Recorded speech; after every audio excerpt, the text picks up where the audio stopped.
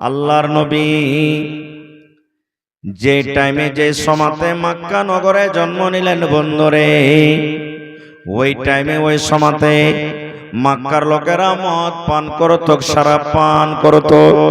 মক্কার লোকেরা এই জুয়া খেলতো, তাস খেলতো, গান বাজনা বাজাতো।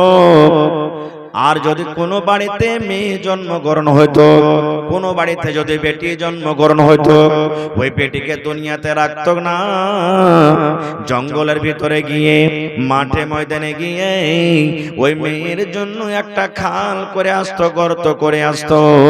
আর গর্ত করার পর জীবিত ওই বেটিকে তারা দফন করে দিত। সুবহানাল্লাহ। সোজা কথা মুসলমান, এই জমিনের উপরে এমন কোন পাপ ছিল না, এমন কোন গুনাহ ছিল না, এই জমিনের উপরে এমন কোন জুলুম অত্যাচার ছিল না যে জুলুম অত্যাচার গুনাহ পাপ মক্কা নগরে হতো না। সমস্ত পাপ গুনাহ মক্কা নগরে হতো। এরকম টাইমে আল্লাহ রাব্বুল আলামিন নবীকে জন্ম দিলেন। আস্তে আস্তে আস্তে আস্তে নবীর বয়স 40 বছর হয়ে গেল। সুবহানাল্লাহ। নবীজি মক্কা নগরের ব্যবহার দেখে, চাল চরিত্র দেখে নবীকে কিন্তু ভালো লাগে না। নবীজি মনে মনে চিন্তা করছেন, আল্লাহ এই মক্কার লোকেরা কেমন রে, যারা পাথরের পূজা করে। এই মক্কার লোকেরা কেমন রে, যারা সূর্যের পূজা করে। এই মক্কার লোকেরা কেমন, যারা মূর্তির পূজা করে, এই চন্দ্র সূর্যের পূজা করে। আমি এগুলার পূজা করব না। নবীজি নিজের বিবি খাদিজাকে বললেন, খাদিজা রে, আমি আর গ্রামে থাকবো না, আমি আর বাড়িতে থাকবো না। কোথায় থাকবেন স্বামী গো? বলছেন মক্কা নগর থেকে বাইরে একটা পাহাড় আছে, ওই পাহাড়টার ভিতরে একটা গর্ত আছে, ওই গর্ততে আমি চলে যাব। ওই পাহাড়টার নাম বলা হয়েছে গারে হিরা। নবীজি চলে গেলেন। আজকে এই মাদ্রাসার জালসা মুসলমান, আপনার বাচ্চারা, আপনার ছেলেরা মাদ্রাসাতে পড়ালেখা করে। আমার মাদানী সাহেবের বানাত খোলা আছে, ওই বানাতে দেখবেন মেয়েরা পড়ালেখা করে। যখন আপনি বাচ্চাটাকে বিদায় করবেন, মার চোখ দিয়ে ঝরঝর ঝরঝর করে পানি ঝরবে। আরে আমার ছেলেটা 15 দিনের জন্য মাদ্রাসা চলে গেল, 1 মাসের জন্য মাদ্রাসা চলে গেল। মা পকেটে টাকা দিবে, কি দেয় না। বাবারে টাকাটা নিয়ে যাও, বাবারে তুমি কিছু কিনা খাবে।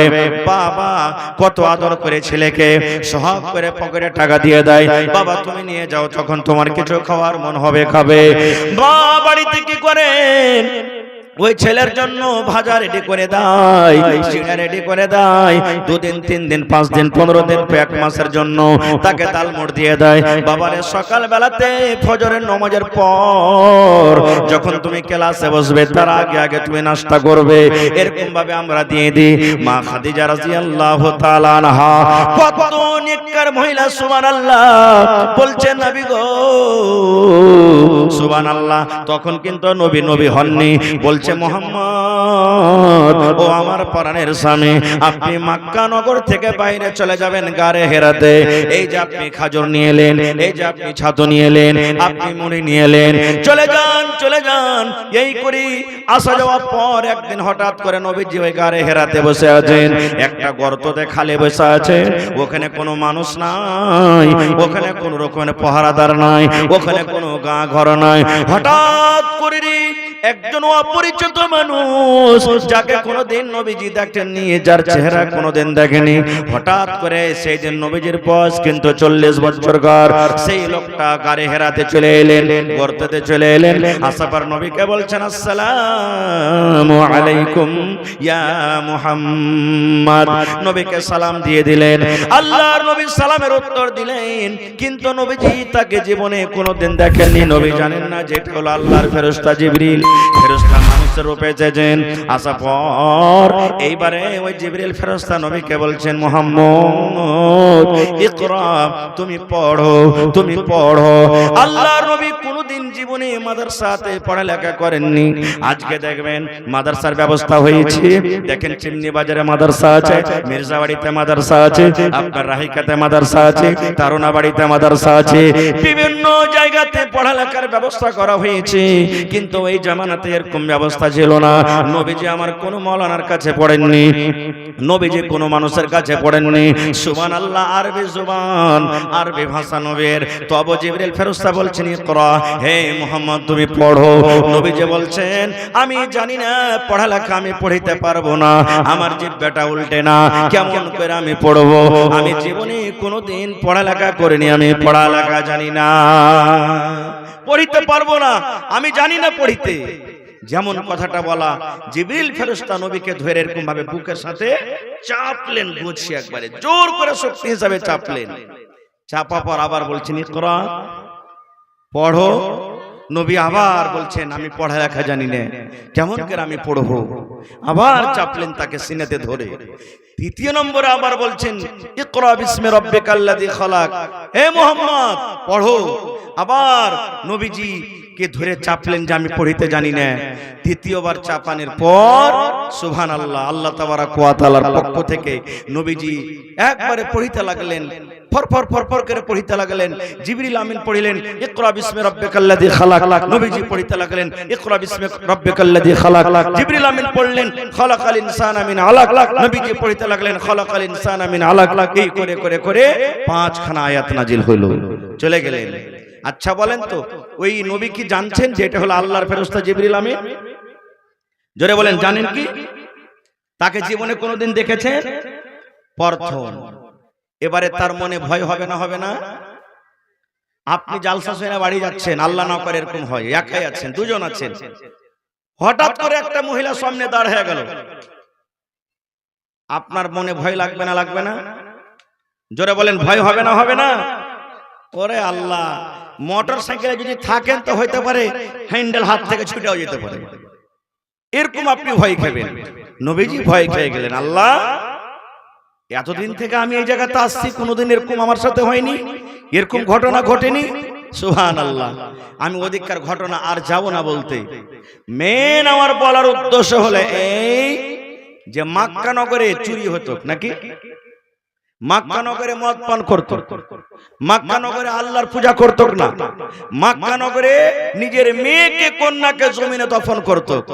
কিন্তু আল্লাহ তাবারাক ওয়া তাআলা নবীকে প্রথমে এই কথাটা বললেন না, হে নবী যাও, আর যাওয়ার পর তুমি দ্বীনের কাজ করো, তাবলীগের কাজ করো, যে তোমরা মেয়েকে খবরদার জমিনে দফন করিও না, তোমরা মদ পান করিও না, তোমরা আল্লাহর পূজা করো, অন্য আল্লাহ ছাড়া কাউরি পূজা করিও না।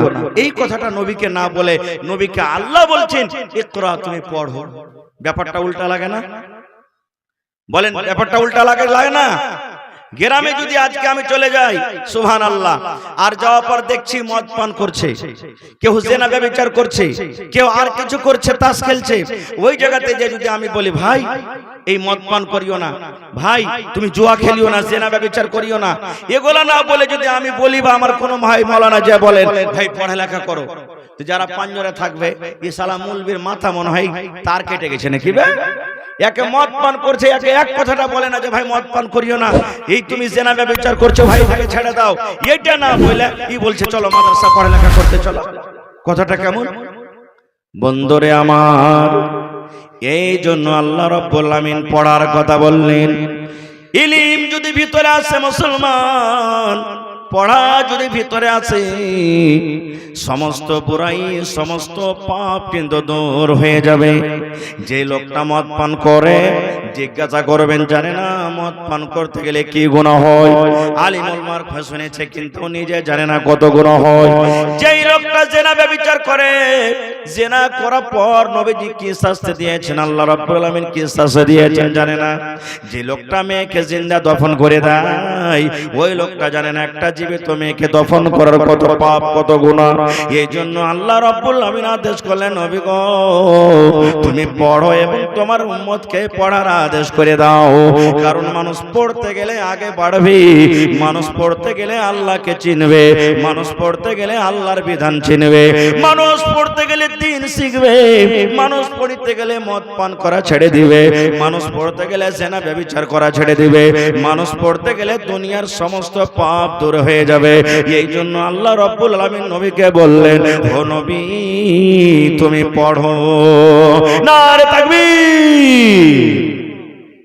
এবারে আর একটা কথা আপনাদের সামনে রাখি, সব থেকে বড় দাওলাত হলো ইলম, এটা শিখলেন। এই আল্লাহ তাবারাক ওয়া তাআলা মানুষ, আসমান, জমিন এগুলা সমস্ত সৃষ্টি করার আগে কোন জিনিসকে আল্লাহ তাবারাক ওয়া তাআলা তৈরি করেছেন, সৃষ্টি করেছেন বলতে পারবেন? সব থেকে আগে তখন মানুষ আল্লাহ তৈরি করেননি, আসমানও হয়নি, জমিনও হয়নি, পাহাড়, নদী, নালা কিছু হয়নি, জিনও হয়নি। জি কালাম, মাশাআল্লাহ, জাযাকাল্লাহ। দেখেন কলমকে আল্লাহ তাআলা তৈরি করেছেন সব থেকে আগে। এবার কলমের কাজ কি ভাই? লেখা। কলমের কাজ কি? লেখা। কলম হয়ে গেল। আল্লাহ রাব্বুল আলামিন কলমকে বলছেন, এই কলম তুমি লেখো। কে বলছেন? আল্লাহ বলছেন, কলম রে তুমি লেখো, রে কলম তুমি লেখো, তোমার কাজ হলো লেখা, তুমি কলম লেখো। কলমের মুখ ফুটে গেল, কলম কথা বলতে লাগলো, মাবুদ রে কি লিখবো আল্লাহ তুমি বলে দাও। আল্লাহ কি লিখবো তুমি আদেশ করো, আমি লেখার জন্য রেডি হয়ে আছি। আল্লাহ তুমি আদেশ করো আমি কি লিখবো। আল্লাহ রাব্বুল আলামিন বলেন, কলম রে কিয়ামত পর্যন্ত যা কিছু হবে কলম তুমি লিখে দাও, সমস্ত কিছু তুমি লিখে দাও। এই কলম কিয়ামত পর্যন্ত যা কিছু হবে সব তুমি লিখে দাও। এবার কলম কিন্তু লিখতে শুরু করেছে। লিখতে লিখতে লিখতে আল্লাহর আদেশে কিয়ামত পর্যন্ত যা কিছু হবে সমস্ত জিনিস কলম লিখে দিল। আল্লাহুস সামাদ। ভাই মুসলমান, তাহলে আল্লাহ তাবারাক ওয়া তাআলা যে কাজটা শুরু করেছেন প্রথমে লেখা থেকে শুরু করেছেন। ওদিকে যাই, তারপরে আমাদের সকল মানুষের বাবাকে বলেন তো, একটু কথা বলেন, খানি টানি আছেন কি? হ্যাঁ ভাই আপনার মুখে। আমাদের সকলের বাবার নাম কি? দেখবেন আজ থেকে এখন আল্লাহর রহমতে মানুষ পড়ালেখা বেশি করেছে, তো এখন এগুলা জানতে পারছে। 5-10 বছর আগে যদি জিজ্ঞাসা করেন যে এই তোর বাপের নাম কি, তো আদম নবীর নাম বলতো যে আমার বাপের নাম হলো আদম। আর যদি বলতো যে এই তোর মার নাম কি, তো মা হাওয়ার নাম বলতেন আমার মার নাম হলো হাওয়া। মানে মার নাম লজ্জার কারণে মানুষ বলতো না খো। ভাই মুসলমান, লজ্জার কারণে বলতো না খো। আল্লাহ তাবারাক ওয়া তাআলা আদম আলাইহিস সালামকে সৃষ্টি করলেন। সৃষ্টি করার পর সমস্ত ইলম শিখিয়ে দিলেন, সমস্ত জিনিসের নাম শিখিয়ে দিলেন।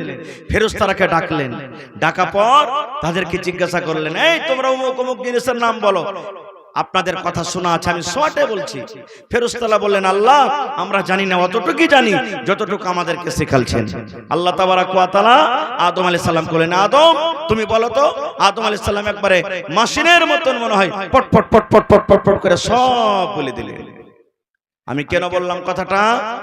আমাদের বাপ, আপনার বাপ, গোটা পৃথিবীর যত মানুষ এসেছেন, আছেন, কিয়ামত পর্যন্ত আসবেন, সমস্ত মানুষের বাপ আদম, যাকে আল্লাহ তাবারাক ওয়া তাআলা প্রথমে পড়া থেকে শুরু করেছেন, পড়িতে বলেছেন তাকে। আর আমরা তার ছেলে পেলে দেখেন কতটুকু পড়েছি, কতটুকু পড়েছি ভাই। আজকে মানুষ আমরা বলি সরকার চাকরি দেয় না, সরকার নৌকরি দেয় না। এই যে দেখেন বিপিএসসি পাস করা, আল্লাহুস সামাদ, মোটামুটি যতটি লোক বিপিএসসি পাস করেছে, ডিগ্রি করেছে আর বসেছে, সব লোকের চাকরি হয়ে গেছে। নীতিশ কুমার সরকার চাকরি দিয়ে দিয়েছেন। আর বলছে যে পড়ালেখা করে কি করব। আরো একটা কথা বলি, মুসলমানেরা এই মাদ্রাসার পড়াকে, কোরআনের পড়াকে এমন দুর্বাসে, এমন দুর্বাসে, যদি কোনো ছেলে পড়িতে যায়, হবে বেটাটাকে তুই বেরবাদ করে দিলি। কিন্তু কি হয়েছে? হ্যাঁ কইছে এই তো ফকিরে তুই দিয়ে দিলি ইলম, তাকে ফকির বানাবি নাকি তাকে? সুবহানাল্লাহ। ভাই রে, কোরআন পড়াটা কি ফকিরের কাজ? জোরে বলেন কোরআন পড়া ফকিরের কাজ। আরো জোরে বলেন কোরআন পড়া ফকিরের কাজ। নবীর হাদিস পড়া কি ফকিরের কাজ? সুবহানাল্লাহ। যদি এই মুলবি সাহেবরা যদি হাদিস কোরআন পড়ে ফকির হয়, তাহলে কি সাহাবায়ে কেরাম ছিলেন ফকির? নাউযুবিল্লাহি মিন যালিক। সাহাবায়ে কেরাম ফকির ছিলেন? যার ব্যাপারে আল্লাহ তাআলা 1400 বছর আগে নবীকে বললেন, নবীজি আপনি আপনার সাহাবীকে বলে দেন রাদিয়াল্লাহু তাআলা আনহুম ওয়া রাজওয়ানহু। আল্লাহ তাবারাক ওয়া তাআলা তাদের আমল দেখে আল্লাহ খুশি হয়েছেন, আর আল্লাহ তাবারাক ওয়া তাআলার কথা পেয়ে সাহাবায়ে কেরাম খুশি হয়ে গেছেন। এত বড় মর্যাদা, সম্মান যাকে আল্লাহ নিজে দিয়েছেন, ওই পড়াটা আজকে আমরা পড়েছি, ছেলে মেয়েরাকে পড়াচ্ছি, আর তাকে বলছে কি ফকিরের ইলম। ভাই হ্যাঁ, দিনের পড়া পড়তে গেলে কষ্ট আছে। বুখারী শরীফের হাদিস। আমার সম্মানীয় মাদানী সাহেব বসে আছেন, জিজ্ঞাসা করবেন আল্লাহর নবীর জামানাতে আসহাবে সুফফা নিজের চোখে দেখে এসেছেন মাদানী সাহেব ওই জায়গাতে আসহাবে সুফফা নবীজির ছাত্র ছিলেন মনে করেন, যার বাড়ি ছিল না। দেখেন মাদ্রাসাতে ছাত্ররা কত ছেলে গরিব আছে, যার বাপ মারা গেছে, মা মারা গেছে, কত চাহে চিন্তা মাদ্রাসাতে পড়েছে কত কষ্ট করে। এই মতো আসহাবে সুফফা নবীজির ছাত্র, ওর বাড়ি ছিল না, ওর ঘর ছিল না, কাপড় পর্যন্ত ভালো মতন ছিল না, খেতে ছিল না। খাইতেন কে?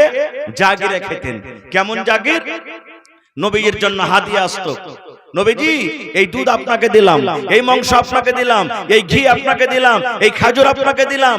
নবীজি নিজের পেট কেটে ওই সাহাবায়ে কেরামকে দিতেন, মাদ্রাসার ওই ছাত্রকে দিতেন, সাহাবীদেরকে। 70 থেকে 80 জন ছিলেন তারা। এবং নবীর জন্য যখন কোন সাদকার মাল আসতো, সাদকা খাওয়া তো নবীর জন্য হারাম। এবার নবীজি ওই সাদকার মাল সাহাবায়ে কেরামকে দিতেন, ওই আসহাবে সুফফাকে দিতেন যে যাও তোমরা খাও। একদিনকার ঘটনা, হযরত আবু হুরায়রা রাদিয়াল্লাহু তাআলা আনহু, হাদিস বুখারী শরীফের। দেখেন যে পড়াকে আমরা ফকির মনে করছি, ওরে সুবহানাল্লাহ, আবু হুরায়রা রাদিয়াল্লাহু তাআলা আনহু একটা এমনই সাহাবী যার সমান হাদিস কোন মরদ লোক মুখস্থ করতে পারেনি। নাকি মাদানী সাহেব? জি, মরদ ওরাত সব। আল্লাহুস সামাদ। নবীজির উম্মতের মধ্যে, সাহাবায়ে কেরামের মধ্যে, নর হোক কিংবা পুরুষ হোক, আল্লাহুস সামাদ, মহিলা হোক, সব থেকে নবীর কাছে বেশি পড়ে ইলম শিখেছেন। যে বেশি পড়বেন সে ইলম শিখবে ভাই। আর যে একদিন পড়বে আর 5 দিন গুল্লি খেলতে যাবে, একদিন পড়বে 3 দিন সানফিস খেতে যাবে। সানফিস আছে নাকি আপনার এলাকাতে? আছে? ওই লোকটা কি পড়িতে পারবে? একদিনকার খবর, বুখারী শরীফের হাদিস। আবু হুরায়রা রাদিয়াল্লাহু তাআলা আনহু বলছেন, আমি নবীর ছাত্র, নবীর কাছে পড়ালেখা শিখতে এসেছি, কিছু নাই পেটে খেতে, কিছুই নাই খেতে, কার কাছে চাইতে যাব, কে খেতে দিবে? তখন রাস্তার ধারে বসে গেছি, একদিন রাস্তার ধারে বসে আছি। কোন কোন টাইমে পেটে জ্বালা লাগতো। হযরত আবু হুরায়রা রাদিয়াল্লাহু তাআলা আনহু বলছেন যে পেট পড়া দিয়ে আমরা ঘুমিয়ে যেতাম, শুয়ে যেতাম। কি করব, ভোগ সহ্য হয় না। কোন কোন টাইমে ভোগের কারণে পেটে পাথর বাঁধতেন, পাথর বাঁধতেন। গাজওয়ায়ে খানদাক একটা যুদ্ধের নাম, লড়াইয়ের নাম। মক্কার লোকেরা, মক্কার বেঈমান মুশরিকরা মুসলমানদেরকে মারবে, গর্ত খুঁড়ছে, মদিনার চারিদিকে গর্ত খুঁড়ছে। জাবের রাদিয়াল্লাহু তাআলা আনহু এক সাহাবী, ওর সামনে ওর পাহিতে একটা এমন বড় পাথর পড়েছে, পাথরটাকে হটাইতেও পারে না, ভাঙতেও পারে না, এত বড় পাথর। নবীর কাছে চলে গেলেন, যাওয়ার পর বলছেন, ইয়া রাসূলুল্লাহ, আমার পাহিতে একটা এত বড় পাথর পড়েছে নবীজি, আমি তাকে হটাইতে পারি না, ভাঙতে পারি না। নবীজি বললেন চলো। নবী কোদল খানটা নিলেন, ওরে সুবহানাল্লাহ, কোদল নেওয়ার পর বিসমিল্লাহ বলে পাথরে মারলেন। পাথর মনে হয় আটার মতন একবারে ধুলা ধুলা ধুলা ধুলা হয়ে গেল। এবার জাবের কি বলছেন, আল্লাহর নবী গো, এই জন্য আমি পাথরটা ভাঙতে পারলাম না গো নবীজি। কয়েকদিন থেকে আমার পেটে খাবার নাই, আমি না খেয়ে খেয়ে দিনটা কাটি। নবী গো, এই যে দেখেন ক্ষুধার কারণে, ভোকের কারণে বাড়িতে কিছু খাবার নাই বলে আমি পেটে পাথর বেঁধে রেখেছি গো নবীজি। এই দেখেন আমার পেটে একটা পাথর বাঁধা আছে, আমি যেন পাথরটা বেঁধেছি, এই জন্য পাথর বেঁধেছি যেন আমি গর্ত খুঁড়তে খুঁড়তে আমার মাঞ্জা টানা লেভে যায়, আমার কোমর টানা ঝুঁকে যায়, আমি পাথর যেন ভাঙতে পারি, আমি যেন গর্ত করতে পারি। এই জন্য নবী গো, খোদার কারণে, ভোকের কারণে আমি পাথরটাকে হটাইতে পারলাম না। এই মুসলমান দেখেন, এবার দয়ার নবী বলছেন, এই জাবের তুমি শোনো, ও জাবের রে, খোদার কারণে, ভোকের কারণে তুমি পেটে পাথর বেঁধেছ রে বাবা। আমি দয়ার নবী দেখো, তোমার পেটে একটা পাথর বাঁধা আছে, আর আমি নবী দেখো আমার পেটে খোদার কারণে দুইটা পাথর বাঁধা আছে। ওরে সুবহানাল্লাহ, আল্লাহ নবীর বাড়ির কথা শুনেন ভাই মুসলমান, কেমন করে কষ্ট করে নবীর স্ত্রীরা থাকতেন। আল্লাহ নবীর স্ত্রী মা আয়েশা রাদিয়াল্লাহু তাআলা আনহা নিজের বোনের বেটাকে বলছেন, বেটা রে, নবীর বাড়িতে, নবীর জীবনে 2 মাস ধরে বেটা রে, এক টানাতে জীবনে আমরা পেট ভরে খাইতে পাইনি। নবীর বাড়িতে 2 মাস পর্যন্ত আখা জ্বলতো না, চুলা জ্বলতো না, কিছু রান্না বান্না করবো বলে কি নবীর বাড়িতে মাংস এলো রান্না করি, কিংবা রুটি তৈরি করে, কিংবা ঘাঁটি তৈরি করে। বলছে ব্যাটারি নবীর বাড়িতে এরকম কোনো আমরা দানা পাইনি ব্যাটারে, কি আমরা রান্না বান্না করব। নবীর বাড়িতে দুই মাস পর্যন্ত চুলা জ্বলতক না। 2 মাস কতদিন? জোরে বলেন। 60 দিন পর্যন্ত কি জ্বলতক না? জোরে বলে। আখা জ্বলতক না। এবার আপনার আমার বাড়িতে যদি একদিন মেন্দুরের কথা, কাসবার বাজার থেকে বাড়িতে এসেছেন 9টার সময়তে, দেখছেন বিবিটার তাবিয়াত শরীর খারাপ, শুইতে আছে, মন খারাপ হবে না? হবে না? লাঠি থাকতে গেলে তো শুরু করে দেবেন, আখাকে ভেঙে চড়ে ফেলে দেবে। কত রাগ। মা এসা বলেন নবীর বাড়িতে 2 মাস চুলা জ্বলতক না। তখন মা এসা বলেন আমার বোনের বেটা আমাকে প্রশ্ন করছেন, হাগে খালা কি খেয়ে দিন কাটতে গিয়ে খালা 2 মাস যদি চুলা না জ্বলেতে কি খাতি? মা এসা বলেন বেটারে আল্লাহ সাদান 2টা কালো কালো জিনিস আমরা দিন কাটতাম। বলছে ব্যাটারি একটা হলো আত্মামার খাজুর, 1 নম্বরে খাজুর। নবীজি আমাদেরকে 1টা 2টা করে খাজুর দিতেন। নবীজি আমাদেরকে খাজুর দিতেন। বাচ্চারা যেমন চকলেট চুষে চকলেট খায়, এই মতো চুষে চুষে আমরা খাজুরটা খাইতাম। আর 2 নম্বর আলমা পানি, খাজুর খাওয়ার পর অপর থেকে 1 গ্লাস 2 গ্লাস পানি পান করলাম। কিংবা নবীর জন্য হাদিয়া আসতো, কোন বাড়ি থেকে নবীর জন্য দুধ দিয়ে দিতেন, কোন বাড়ি থেকে মাংস দিয়ে দিতেন, কোন বাড়ি থেকে খাজুর দিয়ে দিতেন, কোন বাড়ি থেকে আর কিছু দিয়ে দিতেন। নবীজি একাই খেতেন না, আমরা নবীর স্ত্রী আমাদেরকে দিতেন। এই করে করে বেটারে নবীর বাড়িতে আমরা দিন কেটেছি, কিন্তু চুলা জ্বালার জন্য 2 মাস পর্যন্ত আমরা কিছু পাইনি। সুবহানাল্লাহ। এত কষ্ট করে থেকেছেন, আমি ওদিকে যাব না, কষ্টটা শুধু আপনাদেরকে দেখালাম। এরকম অনেক হাদিস আছে, আমি ওদিকে যাব না। তা আবু হুরায়রা রাদিয়াল্লাহু তাআলা আনহু একজন নবীর ছাত্র, পেটে কিছু নাই, কার বাড়িতে যাবে চাইতে। এখন আমরা মানুষ পেটে না থাকতে গেলে দেখবেন, বাজারও দেখবেন কোন মহিলা চলে আসবে, ভাই 10টা টাকা দাও, কিছু খেতে পাইনি। বলে না? বলে না? বলে কি বলে না ভাই? মসজিদে দেখবেন জুমার দিন চলে আসবে, ভাই রে ছোট ছোট ছেলে বাবা নাই তার, 10-5 করে তোমরা সাহায্য করো, এই দেখবেন। কিন্তু সেই সাহাবী না খেয়ে মরে যাবেন, কিন্তু অন্য কোনো মানুষের কাছে হাত পাতাতেন না, চাইতেন না যে ভাই আমাদেরকে দাও, খেতে দাও, ক্ষুধা লেগেছে। বসে গেলেন রাস্তাতে। কে?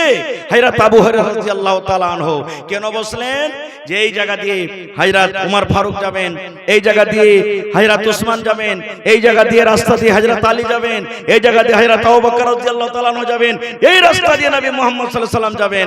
আমার মুখখানটা শুকিয়ে আছে, আমি যে কয়েকদিন থেকে খাইনি, তখন আমার হাতখানটাকে ধরে আমাকে 2টা দানা দিবে। দেখেন রাস্তাতে বসে গেলেন।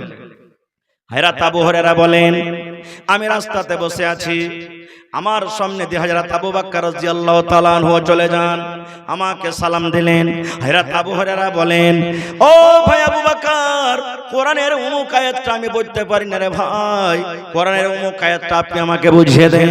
এই বলার উদ্দেশ্য হলো যে আমি যখন তাকে বলবো কোরআনের অমুক আয়াতটা আমাকে বুঝিয়ে দেন, আমার পেটে কয়দিন থেকে না খেয়ে আছে, দানা নাই, ক্ষুধার অবস্থাতে আছে, হয়তো আমাকে আমার ভিতরটা জানবে আর আমার হাতখানটাকে ধরে আমাকে 2টা দানা দিবে। এই জন্য আমি জিজ্ঞাসা করলাম। কিন্তু হযরত আবু বকর আমার ভিতরকার কথা বুঝতে পারলেন না। আমি কোরআনের আয়াতের মতলব বুঝিয়ে চাইলাম, আমাকে আয়াতটা বুঝিয়ে চলে গেলেন। 2 নম্বরে চলে এলেন হযরত ওমর রাদিয়াল্লাহু তাআলা আনহু, আমাকে সালাম দিলেন।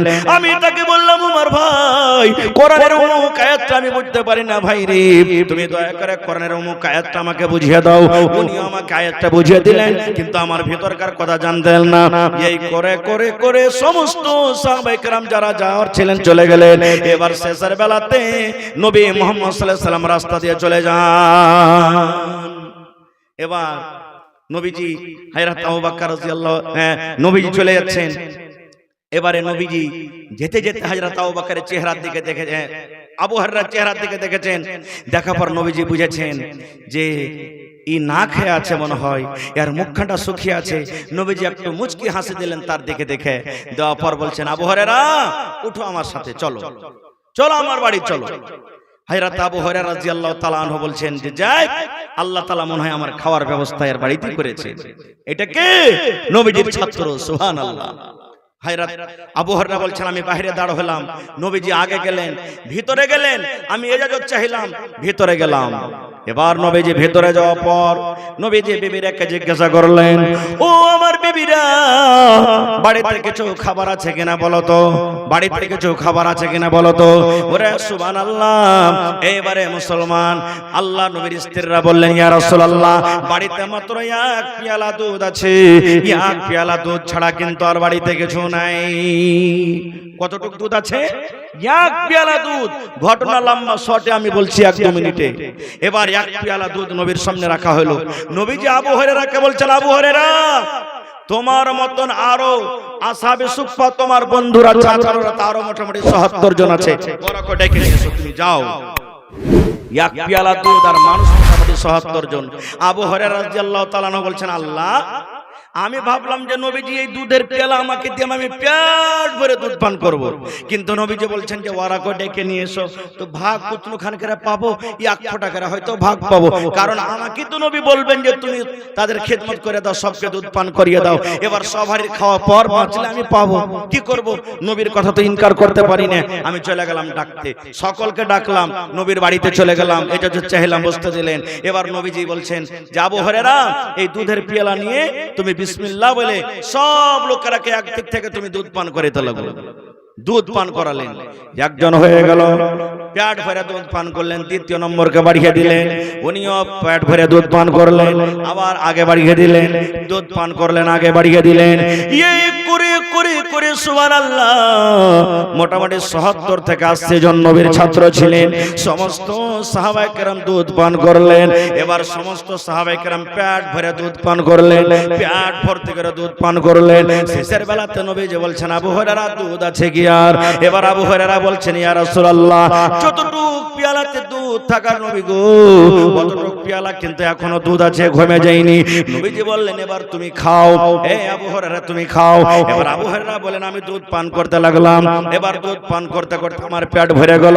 নবীকে আমি পেয়ালা দিলাম, নিয়ে এলেন। নবী বললেন, না না, এখনো তোমাকে দুধ পান করতে হবে, আবু হুরায়রা তুমি আরো দুধ পান করো।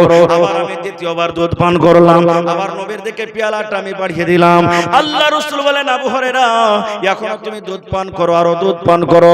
এই করে করে আমি নবী আমাকে বলতে আছেন, আমি পান করতে আছি। শেষের বেলাতে বলছেন, আবু হুরায়রা তুমি আরো দুধ পান করো।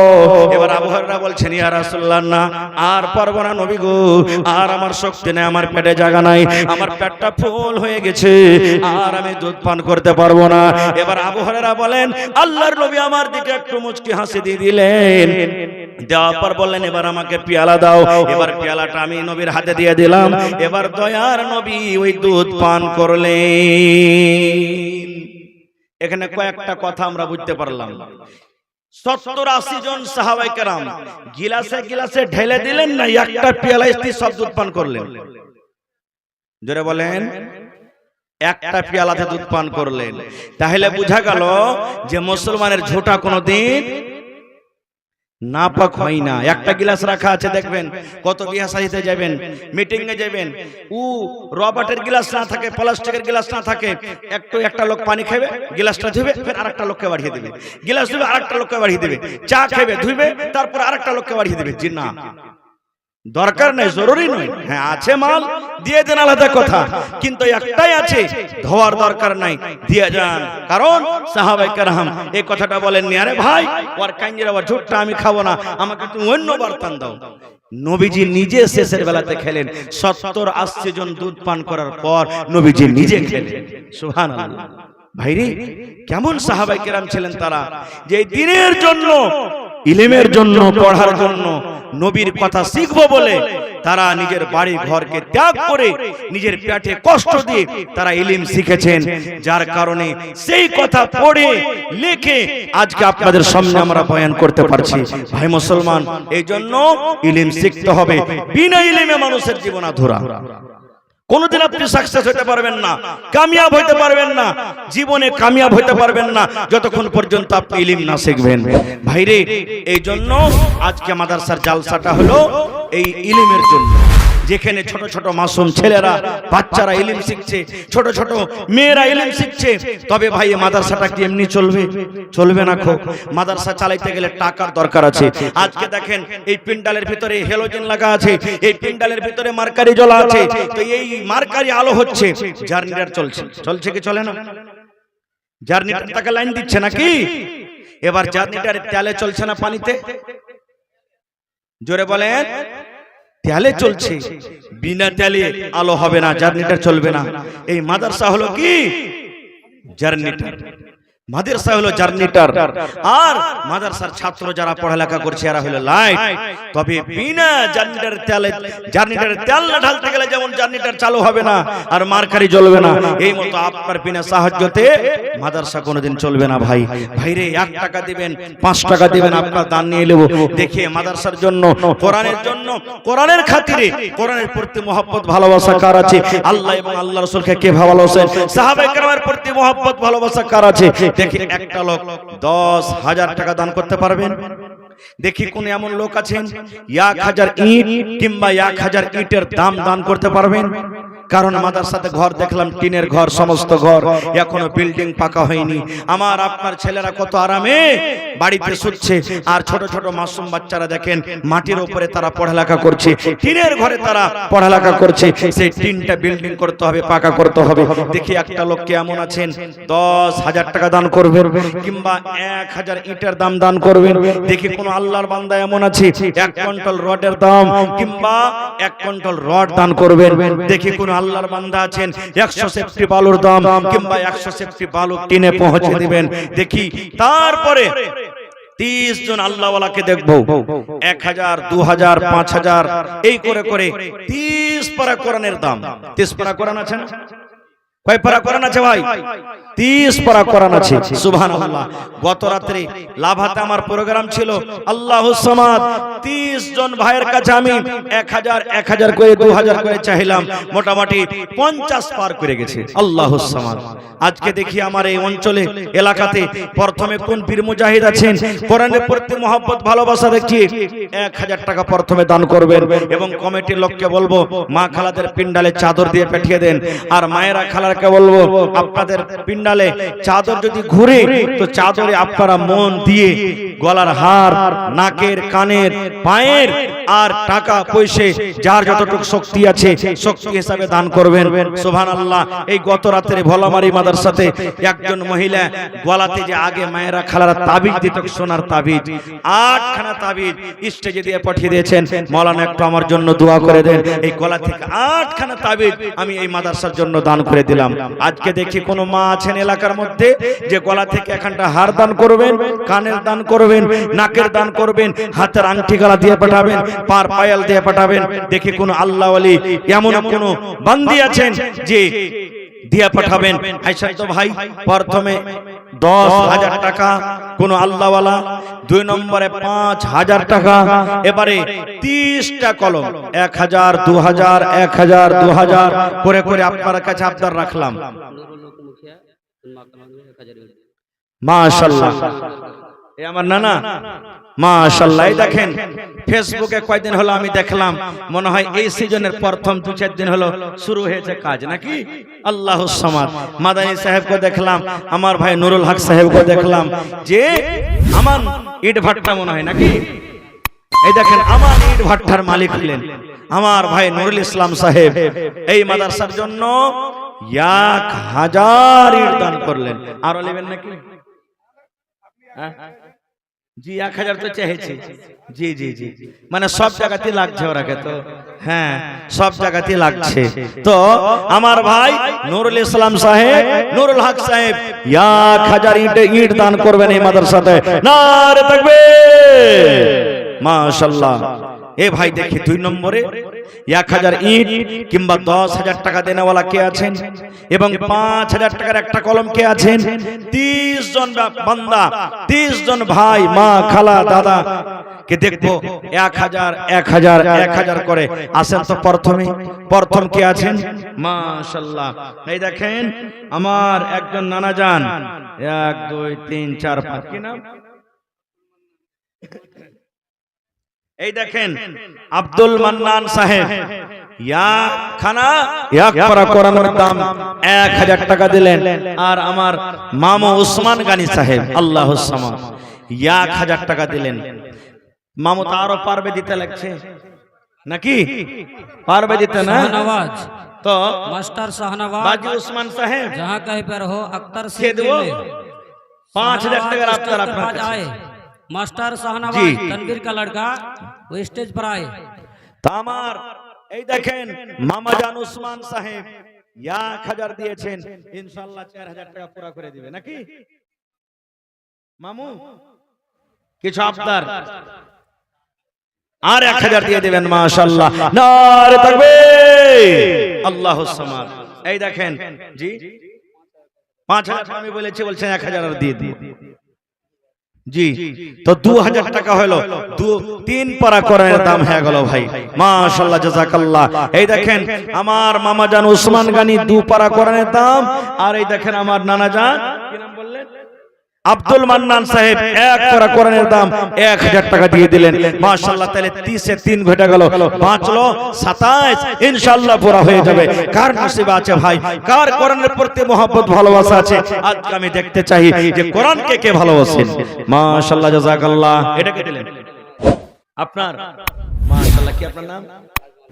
আজমাল ভাই আমার 1 পারা কোরআনের দাম 1000 টাকা দান করলেন।